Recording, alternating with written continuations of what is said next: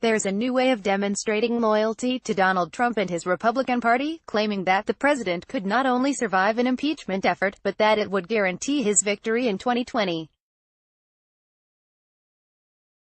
The idea gaining currency on the right is that Trump can be Bill Clinton, not Richard Nixon.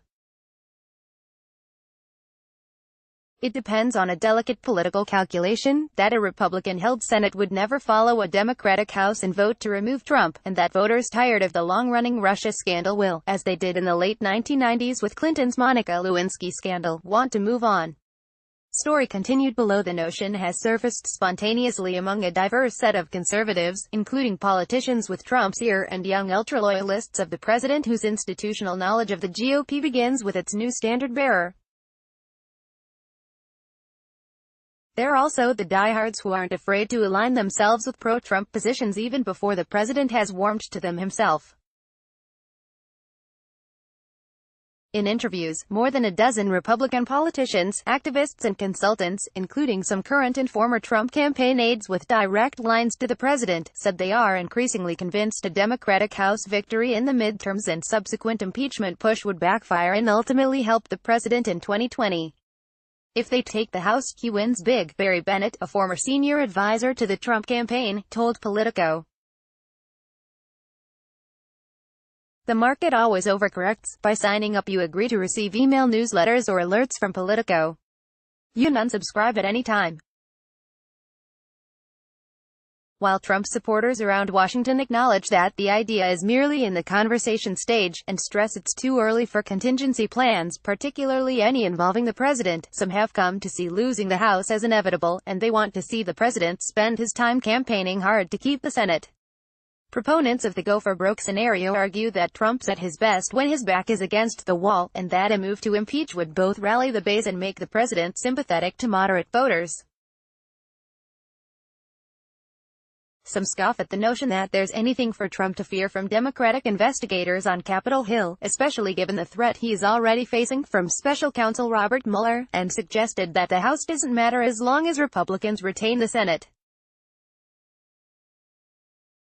It dovetails with the growing conviction in Republican circles that the president could use congressional gridlock under a Democratic House majority as a personal battering ram, offering it up as the picture of Washington intransigence as he vies for re-election, rather than having to answer for the ongoing inability of a slim and fractious Republican majority to move a comprehensive agenda through the Hill.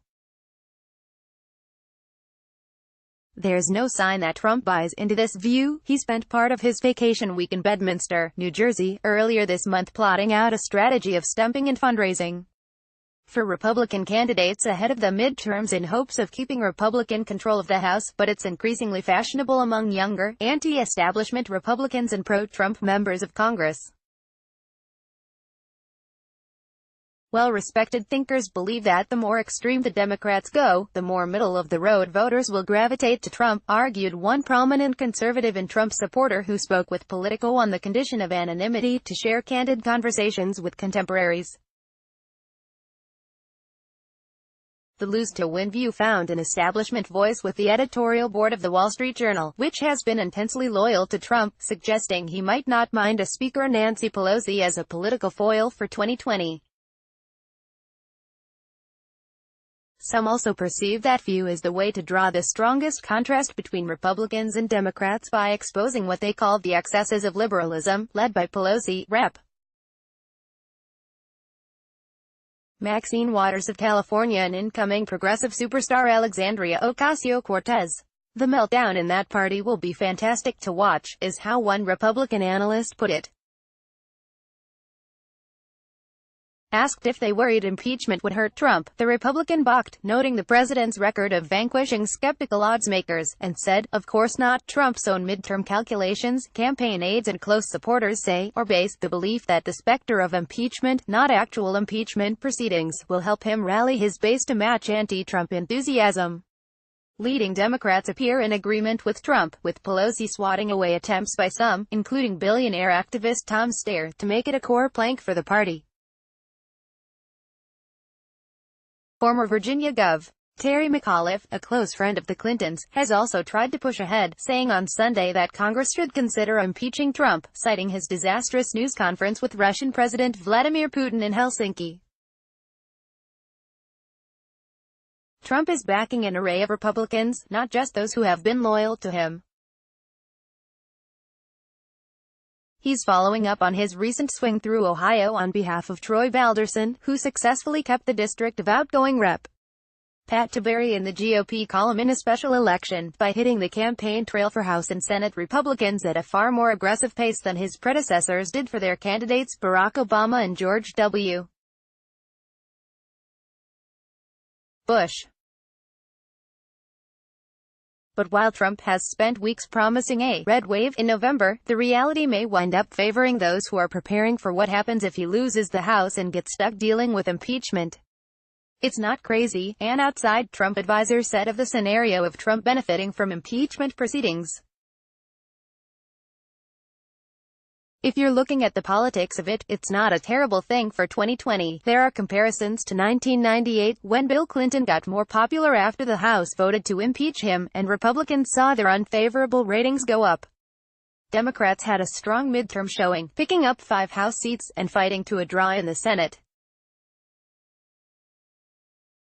Today, Trump would run an impeachment gauntlet in his first term, not his second, and he would have to contend with a polarized political landscape in a breathless news environment that could overwhelm his ability to shape the narrative. Veterans of the Clinton experience say impeachment is hardly a political gift, even if Clinton managed to survive it, improving his popularity while that of the GOP-led Congress declined. Longtime Democratic operative Jim Jordan, who had a front-row seat for the Clinton impeachment as a special assistant to the House Minority Leader working on the Democratic side of the Judiciary Committee, said the impeachment effectively paralyzed the Clinton administration. For all intents and purposes, the Clinton presidency was over once things got started, Jordan said. It's a distraction beyond description. It's not a prospect that any administration would hope for. But Jordan acknowledged that the reaction from voters reflected the reality that Americans don't like to see the president diminished by years of cumulative investigation. These types of things really can engender sympathy, he said.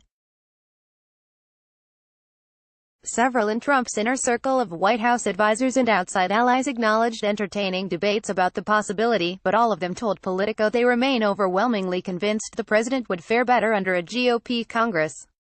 The broad consensus is they would rather see him in Rose Garden photo ops and making progress on his promises made, promises kept motif than ceding subpoena power to the opposition and fighting off impeachment. These people added that, if Democrats take control, Trump is unlikely to find any political upside in moving to the middle, as the Journal suggested, and cutting deals on issues like paid family leave, public works spending and trade protectionism. The reason Clinton could survive is he moved to us. They decided to, as they put it, triangulate between us and the Democrats, said Trump ally Newt Gingrich, who served as House Speaker in the lead-up to the Clinton impeachment. Somehow, I don't think that's what the Democrats want. The spectacle of endless House testimony from administration officials could add to public burnout with Washington, Gingrich said. If Pelosi and the Democrats get control of the House, they will go after every single administration official and have them testifying every weekend. The Trump officials will get nothing done because they will be spending all their time on defense, he said. It will just be clutter.